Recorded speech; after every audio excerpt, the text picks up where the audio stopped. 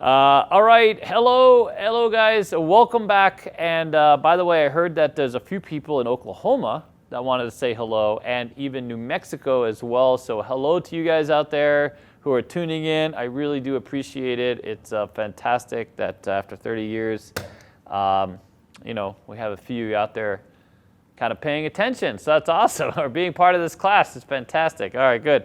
So today we're going to go over, again, another fundamental. So yesterday's class or last week's class, we did check drills. And today we're going to sort of move on to order of operations, so the basic operations. I might have touched on this class before, but we're going to go over it again because we touched on it very quickly with check drills. And there we go. All right, so here we go. Order of operations. How do we get things done in a dice game? Okay, the first thing that we want to understand as dealers is that every bet has its own condition. To win, lose, fail, whatever, okay? So every bet has its own condition, and that's the hard part of putting this game together is the order of operations, and the order of operations are there in play so that you can be watched, okay? So that the game protection can be played out on the casino floor, and that everyone else that's part of that relationship is understanding what you're doing and can accurately watch the game. So if I'm sitting box, I'm looking for checks to be sort of delivered a certain way, for you to hand change out a certain way, for you to pay bets a certain way in a certain process, this type of thing. And of course, surveillance is looking for the same, and their supervisor is looking for the same. Okay, so here it is. Okay, first of all, let's assume we have a point of 4. Okay, and we have a few basic bets on the game, right? We have a don't pass bet, we have a pass line bet, we have a field bet, and let's go ahead and build a few inside numbers. Now again, today's class is not about the bets, but it's about the procedures and the order of operations, all right?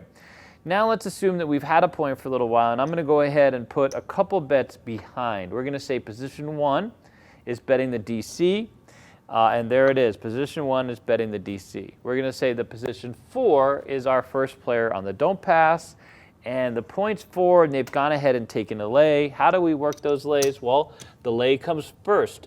Why does the lay come first? Well, because it's easier to read. If I'm sitting box, I want to see the lay first so that it's not in the way as a pile of checks before the flat bet. Okay, so I can better see this, and my angle is not just my line of sight directly from my box to where you are, but also using the mirror. So if you account for both of those line of sights, you'll understand why this is important. So the lay goes first, and of course we only work with lays. We want to make sure that lay is a good lay. Nobody likes a bad lay. I know there's a little craps here, but a lot of innuendo on this game. All right. Now we also have some odds bets. So let's say the number 2 player has a pass line bet, odds bet, is also making come bets. And then our number 3 player is here with place bets. Now this is not a lot of action. It's also a minimum action. So this is a really flippin' easy peasy game. And again, because right now we're not going over what things pay. We're dealing with procedures and order of operations. So the order of operations is basically this. It's take, pay, move, pay, right? Take, pay, move, pay. And think of the table when you're on base being from the outside in. We're working from the outside in every case, right?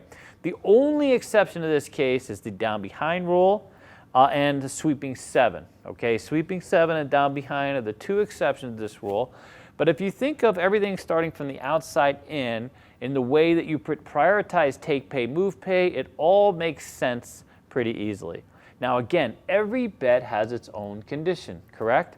All right, here, by the way, let's put out some come bets. Let's say we've had a hand for a little bit, and our number 2 player has some come bets because this will all make sense, right? And we're going to be calling out some numbers and working with that, so we better understand sort of what's going on. And by the way, if you guys have some questions, I don't mind at all if you post your questions in the comments, especially if you're members, you're a student of the site, and we'll be happy to get to you. So we have people now that are paying attention. Sorry, I mean, I sometimes run out of time, but they'll now pass that on to me, and I'll be able to follow up with you as best as I can. Okay, so let's go up the ladder a little bit, and we'll work on the numbers. We'll start from the 5. We'll work our way all the way to the 10, and we'll deal with the order of operations. Okay, so let's say the first number is going to be a 5. So order of operations, they take, pay, move, pay. So the casino wants their money first. Any losers, they want to come off the board, okay? So the first loser is clearly the field. The field in this case is the first loser, right? There is no 5 in the field, so we're just going to go ahead and take that, and we're going to put it into our dead pile. I will say that if you're at a property that lets you come back to your stack, because you're only dealing with one color right now, so I don't see it's too big a problem. If they don't like you dealing in dirty money at all, then you just come back to your dead working area, okay? But in this case, it's just one color. Whenever I have more than one color, so let's say they had $30 in the field, okay? $30 in the field. I would always just remove that into my dead area, and I will get back to it afterwards, all right? And that's really the last part of the order of operations. You want to clean up this area all the time. You cannot leave checks here past that roll, okay? So every roll, you want to clean this up. It's not like your room at home, okay? You got to clean this up, put these checks back, because anything you leave here will follow through to the next roll. So if you still have checks there and I'm sitting box, I'm thinking that you have a new bet that you're accounting for here, okay? Not your old bet, not a bet that went the last roll. So make sure that you put these away and you get this cleaned up when you have a chance. But anyways, if I have a losing bet with more than one color, it's going here, I'm going to get back to it, okay? All right, so now again, we have the 5 is rolled. So the first thing that goes, so take, pay, there's nothing to pay out here. It's take, pay out here, then move, pay. And the move, pay, D before C, okay?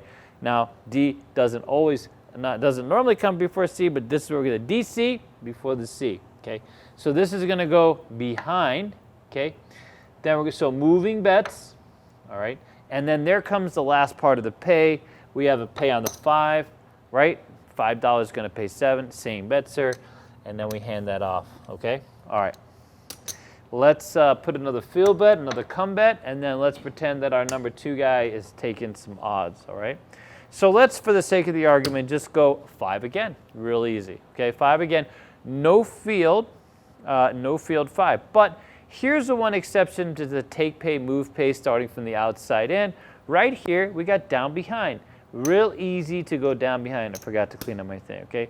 So anytime we have something behind, we want that to lose first, but they pay last, okay?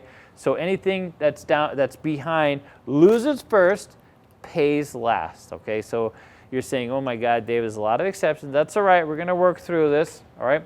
So we're gonna go down behind first, and now there's also no field. We're gonna take, right? Take, right? There's nothing to pay, but now we're gonna get to moving bets, okay? And the moving bet says that that's gonna pay $20 off and on, all right? $20 come bet off and on.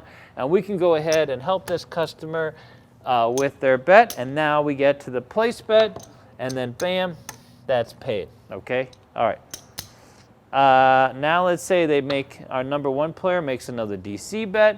Our number 2 guy is back in the field, and let's move up to the 6. So 6 is the call, no